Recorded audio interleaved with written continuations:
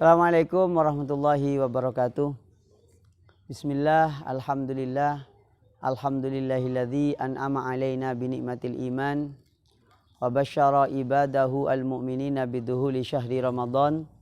Allahumma salli wa sallim wa barik ala nabiyina Muhammad an-nabiyil akram wa ala alihi wa ashabihil kiram. Salata wa tasliman la tanqadi bimururid duhuri wal ayyam. Amma ba'du, saudara kaum muslimin muslimat yang berbahagia yang dimuliakan oleh Allah Subhanahu wa taala. Pada kesempatan kali ini kita akan mencoba menyelam mutiara hikmah di dalam kita berpuasa bulan Ramadan, yaitu dengan kita melihat bahwasanya hakikat puasa itu apa. Kita mencoba untuk merenungkan kembali hadis Rasulullah SAW bahwasanya kam min shaimin laisa lahu min siyamihi illal ju' wal atash. Kam min shaimin, betapa banyak orang yang berpuasa, laisa min siyamihi, laisa lahu min siyamihi illal ju' wal atash. Tidaklah dia puasanya tidak mendapatkan apapun kecuali al-ju' wal atash, yaitu lapar dan dahaga. Artinya dalam hadis ini ditegaskan bahwa banyak sekali, bahkan kalimatnya itu pakai kam min shaimin, saking banyaknya itu. Kam utawi pirang-pirang, min shaimin utawi wong kang poso. Ya. Kam min shaimin, banyak sekali orang yang berpuasa, laisa lahu min siyamihi, yang tidak lain dari puasanya tersebut illal ju' kajaba luwe wal atash lan ngelak. Artinya bagaimana? Puasa itu kurang berkualitas di sisi Allah Subhanahu wa taala. Nah, kenapa kok puasa ini disebut kurang berkualitas? Karena puasa yang bersangkutan ini tidak sanggup merubah akhlak dan pribadi orang yang berpuasa. Maka katanya, keterangannya para ulama, puasa itu ada 3 macam. Yang pertama puasa shaumul awam, puasanya orang awam. Yang dimana puasanya orang awam ini, katanya Al-Imam Al-Ghazali, adalah puasa yang hanya menahan, yang tidak makan, tidak minum, dan tidak berhubungan suami istri ataupun perkara-perkara lain yang membatalkan. Nah, kalau puasa model begini, ini kucing itu juga bisa puasa seperti ini.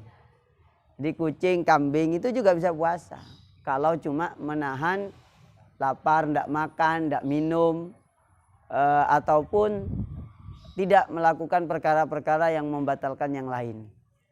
Nah, misalnya begini, kita punya kucing atau punya kambing, mulai habis isya atau jam 10 malam, dikasih makan yang banyak.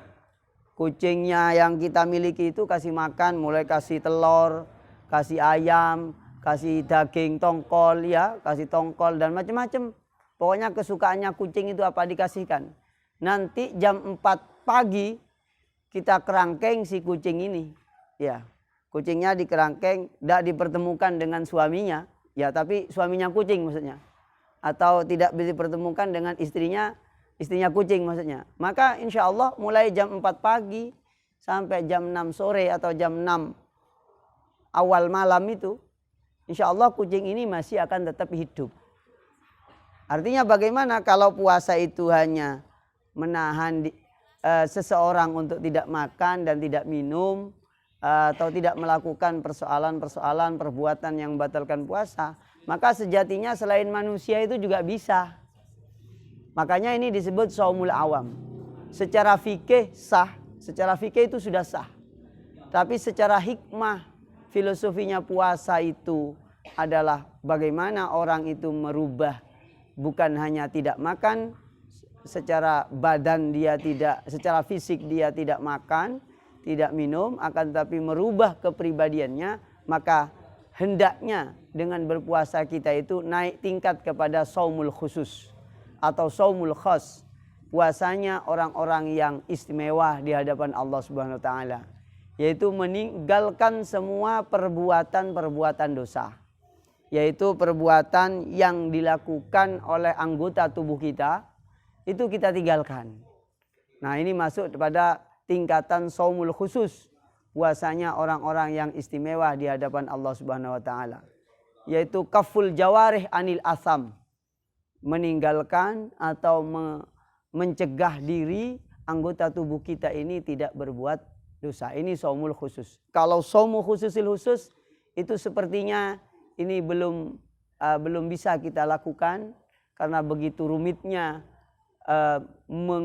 meninggalkan semua perkara yang melupakan diri kita kepada Allah Subhanahu wa taala. Ini mungkin hanya khusus para nabi, para kekasih-kekasih Allah Subhanahu wa taala. Tapi setidaknya puasa di tingkat yang kedua, yaitu bagaimana perilaku kita ini dijaga, mulut kita dijaga, kemudian sikap kita dijaga, ucapan kita dijaga, semuanya kita jaga agar tidak terjerumus kepada perbuatan-perbuatan yang tidak diridhoi oleh Allah Subhanahu wa taala. Bukan hanya yang haram tapi yang makruh itu ditinggalkan. Nah, sebagai renungan terakhir, kenapa kita harus meningkat pada puasa atau tingkatan yang kedua yaitu saumul khusus? Yaitu karena di dalam hadis Nabi itu ada riwayat yang menyatakan, dan ini hadis sahih, bahwasanya nanti di hari kiamat itu ada golongan orang-orang yang muflis atau orang yang dirinya itu bangkrut. Siapakah yang bangkrut itu? Katanya Nabi, man ata bi sholatin wa siyamin wa zakatin wa hajjin. Orang yang datang di hari kiamat namun mereka itu dia membawa puasa, dia sudah melaksanakan puasa, sudah melaksanakan sholat, haji dan lain sebagainya, akan tetapi dia qadhafa hada wa akala malahada wa syatama hada, akan tapi dia perilakunya itu dari secara lahiriah telah melukai orang lain, menuduh yang bukan-bukan terhadap orang lain, telah membuat gosip, membuat berita palsu dan lain sebagainya.